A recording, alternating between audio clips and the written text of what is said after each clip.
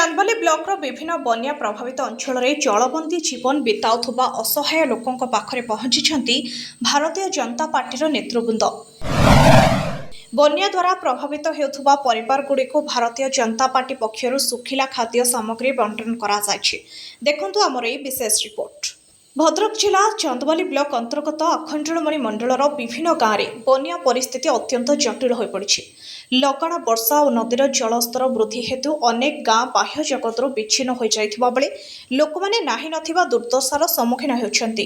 ए संकटजनक परिस्थिति रे विपन्नक पाखरे पहुंची सहायतार हाथ बढ़ाइछन्ति भद्रक जिला चांदबाली ब्लॉक बीजेपी महिला मोर्चा संपादिका स्वागतिका पल्ली एवं अखंडलमणि मंडल सभापति संदीप कुमार नायक।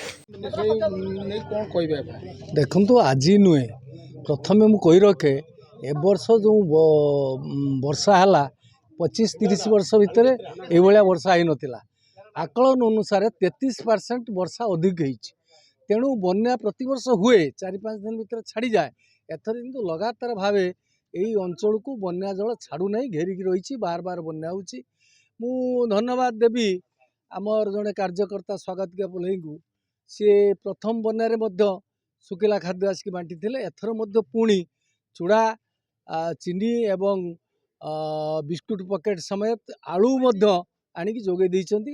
धन्यवाद पात्र मु आपन कहि रखे जहाँ मोर साधारण संपादक कमला सूतार आपण मान कहते मान्यवर मुख्यमंत्री भारत वर्ष स्वाधीनता इतिहास प्रथम जे जलपथरे स्थलपथरे आसी बन्या दुर्गत लोकों सहित कथबार्ता कले एवं बन्या को सठिक भाव आकलन करी 1000 कोटी टंका बन्या सहायता जोगे देइछन्ती। जहाँ फल चाषी मैंने धान चाष जहाँ उजुड़ी जाइए उपकृत हवा संगे संगे जो घर सब भांगी जो रास्ता घाट नष्ट होती सेगुड़ा सब कर सब सत्ते विरोधी दल विशेष करके जे विधायक अच्छा से बाहास्पट मारुंट जे सरकार तरफ किसी दिहनी। मोर कहवा कथा तुम आस बन्यांचल को बन्यांचल रिलीफ केमी दिहूँ तदारख कर कारण तुम तुम हूँ सरकार गोटे अंश तुम विधायक तुमको चांदबाली निर्वाचन लोक निर्वाचित कर तुम लोकों काम देखापी मासकू लक्षे टंका दरमा नौच लोकों कथा बुझापी। तेणु तुम कौच मो कथा तहसिलदार शुणुना बीडीओ शुणुना ये तो हास्यास्पद कथा। तुम निजे कहीच गोटे मीटिंग रे कहीच जे मोर जहाँ दरकार पड़े मु कलेक्टर को कहीदिए मोर कौन से अफिसर को कह आवश्यक पड़े ना। ताले से कलेक्टर भी तो थिले आज सीना बदल हो गले ताले तुम कथा बीडीओ तहसिलदार शुणिले यही जो कथा जनसाधारण कहवा अपेक्षा निजे लोकों सहित मिसिकी किमिति कौन करा जाई परिवो रिलीफ कार्य बंटन हो पार। कारण सरकार जो रिलीफ दियंती निर्वाचित प्रतिनिधि माध्यम दियंती। तेणु एठी जो माने सरपंच अच्छा विजु जनता दलर मुझे परिप्रेक्षी गोटे कथा कही रखुची तिहिड़ी ब्लॉकर बारसर गोविंदपुर पंचायत ये चांदबाली निर्वाचन मंडल सेठी 2 जन सरपंच होती बीजेपी सेठी लगातार भाव आज पर्यंत रंधा खाद्य दिहूँ प्रति घरे घर घर की जो मैंने बन्या क्षतिग्रस्त पाल दिहूँ सुखिला खाद्य दिहूँ। उभय नेतृवृंद निज कार्यकर्ता सुंदरपुर अखंडलमणि मठडीह खटुआपाटଣା एवं दोहरा गाँवर बन्या प्रभावित अंचल ग्रस्त करथिले। सेठारे घरोई जलबंदी अवस्था थिबा लोकों दुख सुख पचारि बुझिबा सह सेमानकु चूड़ा गुड़ बिस्कुट पानीय जल और अन्य अत्यावश्यक सुखिला खाद्य सामग्री बंटन करथिले। बन्या विपत्ति समय रे एहिपरि सहायता पाइबा परे स्थानीय ग्रामवासी कृतज्ञता प्रकाश करिसेंति। आगामी दिन में स्थिति स्वाभाविक न हेबा पर्यंत एहिपरि रिलीफ कार्य जारी रहिबो बोली दलीय नेतृवृंद सूचना दैछन्ति। Bureau report Adyasha live news. Kamalakant Sutar साधारण संपादक बीजेपी भद्रक जिला। बन्या प्रभावित अंचल आरडी सुंदरपुर अंचल बन्या जो प्रभावित होती बन्या विपन्न मैंने जो प्रयास कर बिस्कुट चूड़ा शुक्ला खाद्य बंटन कर प्रबल प्रलयंकरी वर्षा फल जो भाव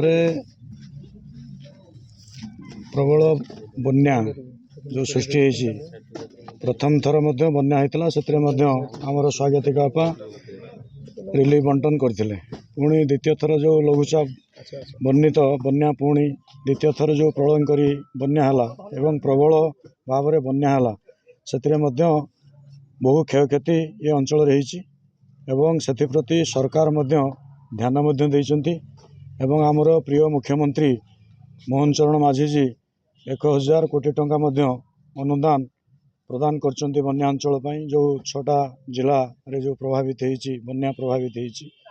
ଏବଂ ଆମ ଚାନ୍ଦବାଲି ନିର୍ବାଚନ ମଣ୍ଡଳୀରେ ଯେଉଁଭଳି ଭାବରେ 10ଟି ପଞ୍ଚାୟତ ବହୁ ଭାବରେ ଆଫେକ୍ଟ ହେଇଛି ବନ୍ୟା ଦ୍ୱାରା ଏବଂ ସେ ତାକୁ ବନ୍ୟା ଅଞ୍ଚଳ ଘୋଷଣା ମଧ୍ୟ କରାଯାଇଛି। ତା ସହିତ ମଧ୍ୟ ସମୁଦାୟ 24ଟି ପଞ୍ଚାୟତକୁ ସରକାର ମଧ୍ୟ ବନ୍ୟା ଅଞ୍ଚଳ ଘୋଷଣା କରିଛନ୍ତି ଏବଂ ରିଲିଫ୍ ମଧ୍ୟ ସବୁ ପଞ୍ଚାୟତକୁ ରିଲିଫ୍ ମଧ୍ୟ ସୁପରିଚାଳନାରେ, ପ୍ରଶାସନର ସୁପରିଚାଳନାରେ ରିଲିଫ୍ ମଧ୍ୟ ପ୍ରଦାନ କରାଯାଇଛି।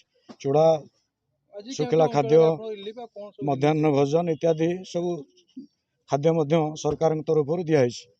ଆମର ନେତା ମଧ୍ୟ ଆସିକି, ପ୍ରିୟ ମୁଖ୍ୟମନ୍ତ୍ରୀ ମଧ୍ୟ ଆସି ଏଠୁ ବୁଲିକି ମଧ୍ୟ ଯାଇଛନ୍ତି ଏବଂ ଆମର ପ୍ରିୟ ନେତା ମନମୋହନ ସାମଲ ମଧ୍ୟ ତାଙ୍କ ନିର୍ବାଚନ ମଣ୍ଡଳୀରେ ମଧ୍ୟ ବୁଲିକି ଯାଇଛନ୍ତି। ଏବଂ ଆଜି ଯେଉଁଭଳି ଭାବରେ ପ୍ରୟାସ ଜାରି ରଖିଛନ୍ତି ଆମର ସ୍ୱାଗତିକା ଅପା ଏବଂ ଯେଉଁ ରିଲିଫ୍ ଆଜି ଯେଉଁ ଗୋଟିଏ ପଞ୍ଚାୟତ ଗତକାଲି ଦେଇଯାଇଛନ୍ତି ନାନ୍ଦପୁର ଏବଂ ଆଜି ମଧ୍ୟ 3ଟି ପଞ୍ଚାୟତରେ ଯେଉଁ ଚୁଡ଼ା, ଆଳୁ, ଚିନି, ବିସ୍କୁଟ ଇତ୍ୟାଦି ଶୁଖିଲା ଖାଦ୍ୟ ରିଲିଫ୍ ଯେଉଁ ଦେଲେ ବନ୍ୟା ବିପନ୍ନମାନଙ୍କୁ ତାଙ୍କୁ ମଧ୍ୟ ଆମେ ଆମ ସଂଗଠନ ତରଫରୁ, ଦଳ ତରଫରୁ ଆମେ ସ୍ୱାଗତ ମଧ୍ୟ ଜଣାଉଛୁ। ସମସ୍ତେ ମଧ୍ୟ ତାଙ୍କ ରିଲିଫ୍ ମଧ୍ୟ ନେଇଛନ୍ତି ଏବଂ ସମସ୍ତେ ଖୁସି ଅଛନ୍ତି, ଉତ୍ସାହିତ ଅଛନ୍ତି ଏବଂ ସରକାରଙ୍କ ତରଫରୁ ଦିଆହେଉଛି, ତାଙ୍କ ତରଫରୁ ମଧ୍ୟ ଦିଆହେଉଛି। ତେଣୁ ରିଲିଫ୍ ପାଇଁ କାହାରି କିଛି ଅବଜେକ୍ସନ୍ ନାହିଁ, କମ୍ପ୍ଲେନ୍ ନାହିଁ। ବିଜେପି ମହିଳା ମୋର୍ଚ୍ଚା ସମ୍ପାଦିକା ସ୍ୱାଗତିକା ପଲାଇ।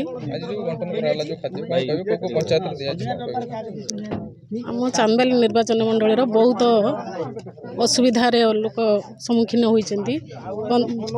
ମାସେ ହେଲାଣି ପାଣି ଘେରରେ ଲୋକ ଅଛନ୍ତି। ସମସ୍ତେ ଲୋକ ସରକାରଙ୍କ ସହାୟତାରୁ ବହୁତ ଜିନିଷ ଆସିକି ପହଞ୍ଚୁଛି। ଆମ ଦ୍ୱାରା ଯେତିକି ସମ୍ଭବ ଚୁଡ଼ା, ଚାଉଳ, ଆଳୁ, ଚିନି ଲୋକଙ୍କ ପାଖରେ ଆମେ ପହଞ୍ଚାଇବା ପାଇଁ ଚେଷ୍ଟା କରିଛୁ। ଆଗ ବନ୍ୟାରେ ବି ଦେଇଥିଲୁ, ଏବେ ବି ଆଣିକି ପହଞ୍ଚେଇଛୁ ଲୋକଙ୍କ ପାଖରେ। ଆମେ ଆଜି ଓଳକ କାଲି ନାନ୍ଦପୁରରେ ଦେଇଥିଲୁ, ନାନ୍ଦପୁର ପଞ୍ଚାୟତ, ଆଜି ଓଳକ ସୁନ୍ଦରପୁର ଆରଡ଼ି ପଞ୍ଚାୟତରେ।